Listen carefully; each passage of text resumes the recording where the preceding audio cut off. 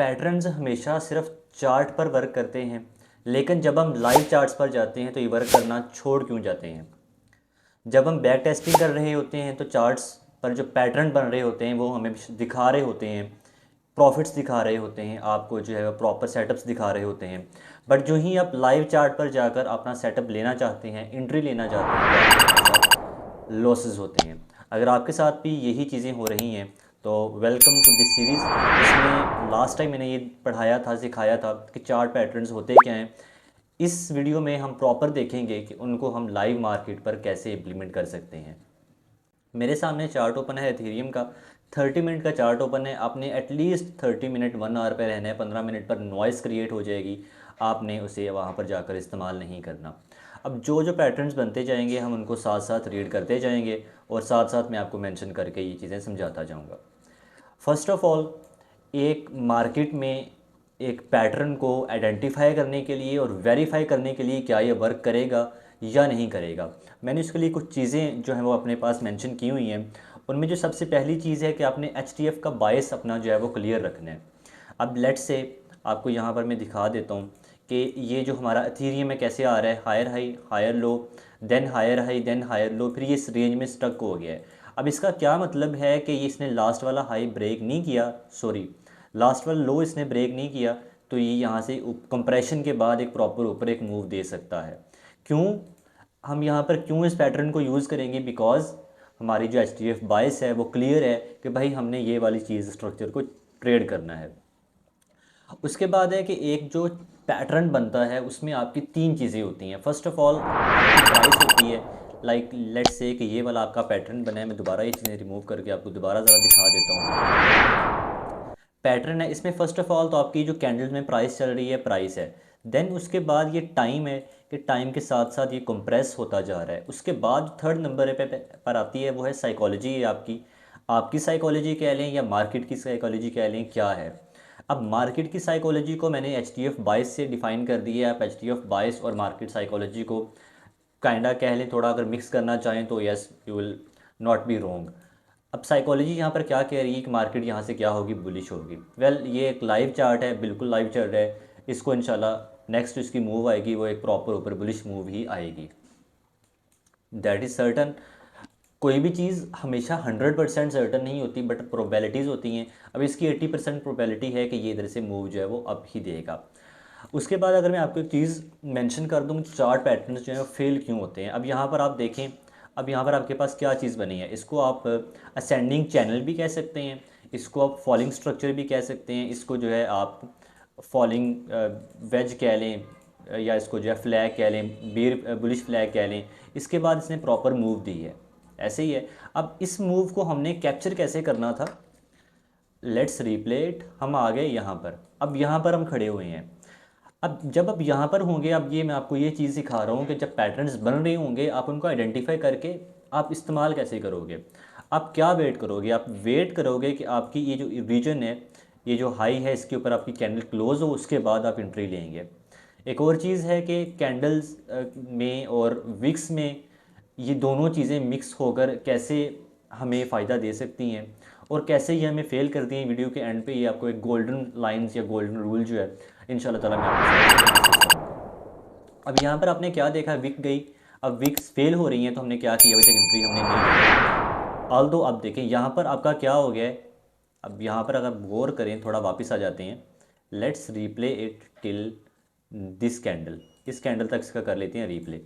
अब यहाँ पर गौर से देखने, मैंने क्या बोला था कि इस हाई के ऊपर जब तक आपकी मार्केट स्टेबल नहीं होती, कैंडल क्लोज नहीं होती, आपने एंट्री नहीं लेनी। अब ये कैंडल गई, आपके ऊपर क्लोजिंग हो गई। अब आपने क्या करना है, आपने एंट्री प्लान की किस पॉइंट से, एग्जैक्ट जहाँ पर ये ब्रेक होकर गया है। एसएल कहाँ पर रखना है, इस हाई के नीचे रखना है, सॉरी इस लो के नीचे आपने एसएल प्लेस करना है।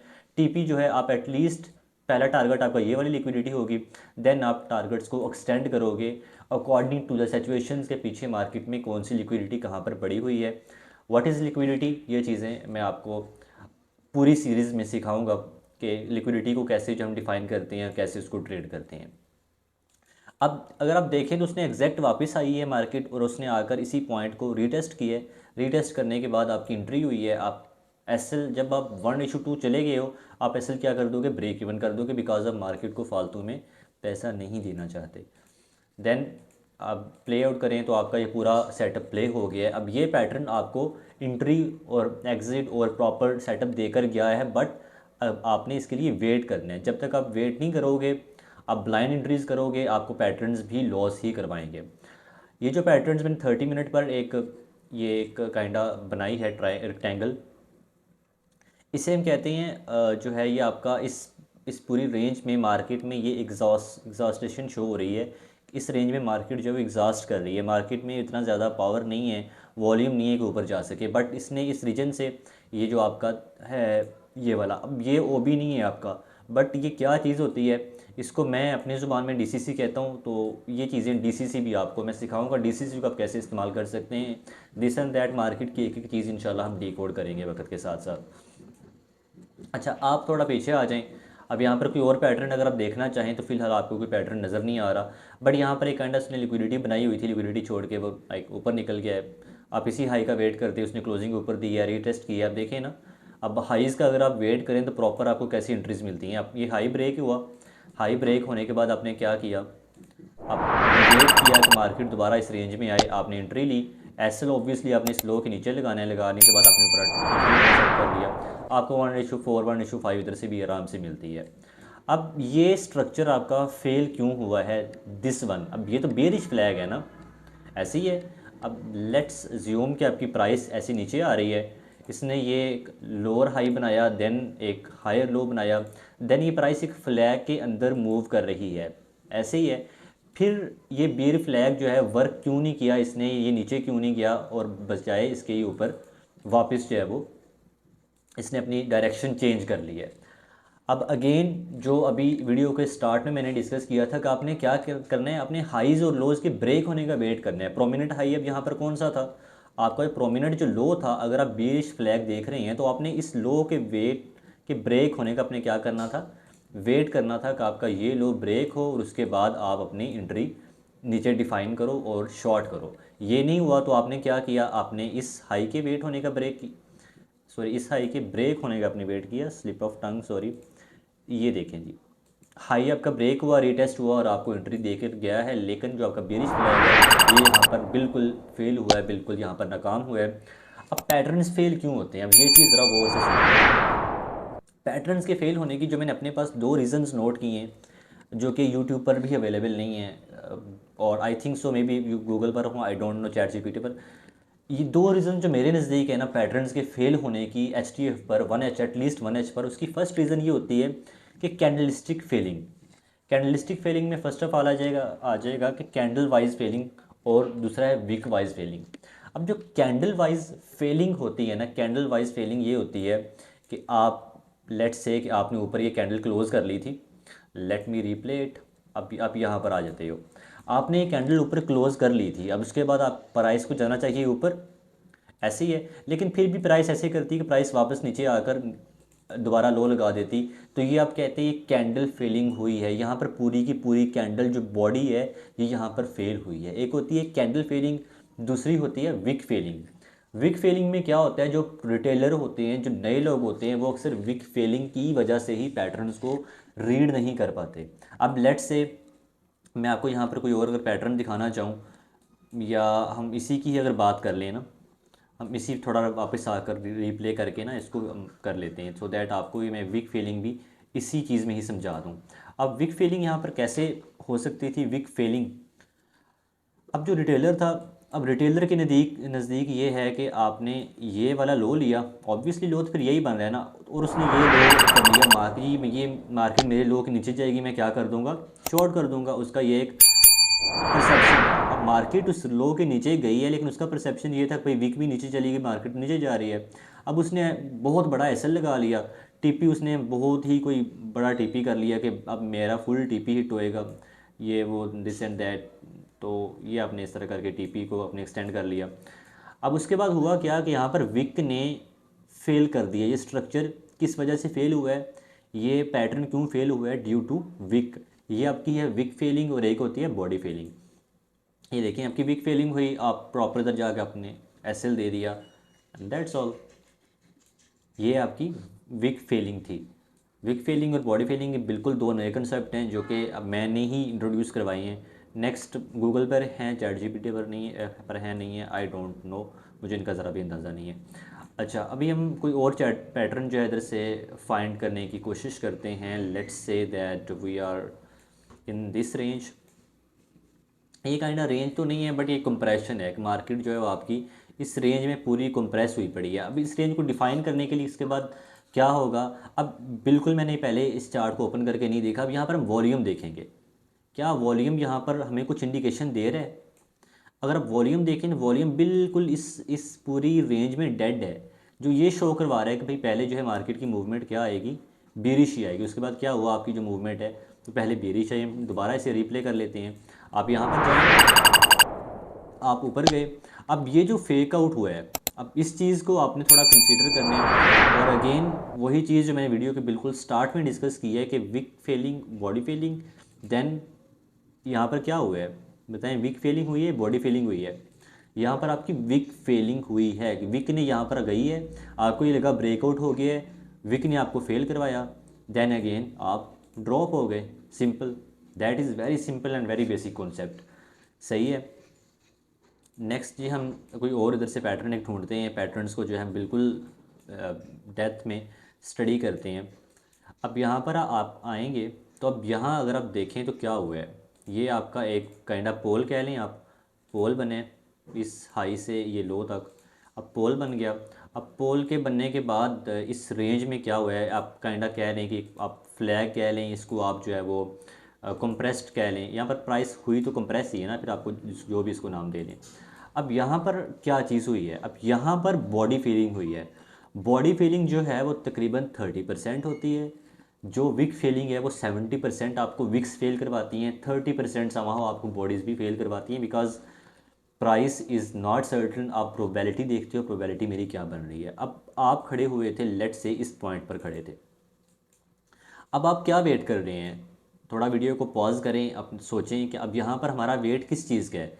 या तो हमारा वेट है कि हाई जो प्रोमिनेंट हाई है कौन सा है, ये वाला, कि या तो हमारा ये वाला हाई ब्रेक हो जाए, ऐसे ही है, या फिर ये वाला जो लो है ब्रेक हो जाए, और ये वाला लो ब्रेक होने के बाद हम क्या करें, हम ये बेरिश फ्लैग अपने को प्ले कर सकें। ऐसे ही है, पैटर्न आपका बन गया है। अपने पैटर्न को अब इस्तेमाल कैसे करने हैं, अब ये चीज़ मैं आपको डिटेल से हर पैटर्न में बता चुका हूँ। आपने सिंपल उस पैटर्न पर जाना है, आपने उसके हाइज और लोज डिफाइन करने हैं, और दैट्स ऑल। अब यहाँ पर आपके हाइज डिफाइन है, लोज डिफाइन है। अब आप वेट कर रहे हो या हाई ब्रेक हो या फिर लो ब्रेक हो। अब मार्केट जा रही है, चल रही है अपनी लाइक मौज मस्ती में। अब देखें उसने कैसे यो लो वाला, ये जो है ना, ये आपकी लो वाली प्राइस है, ये लो वाला वॉल्यूम है, ये इस प्राइस पर ये नहीं हो रहा इधर, कैसे उसने रीटेस्ट किया है।